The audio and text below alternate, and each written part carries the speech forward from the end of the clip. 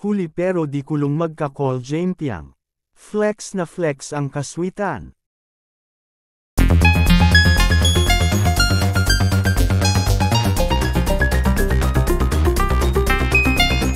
Huli pero di kulong magka-call Jaime Piang. Flex na flex ang kaswitan.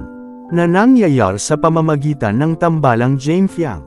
Call time magdamag. Gising na gising pa ang ibab habang katawagan. Call si Jaime Ibarra. Huling-huli sa kamera ng kapatid ni Piang.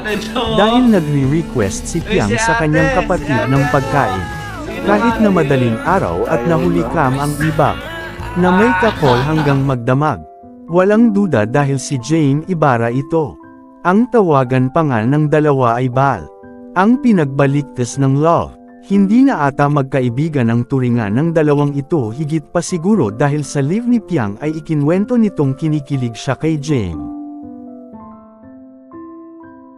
It outwit is giving. It outfits supremacy.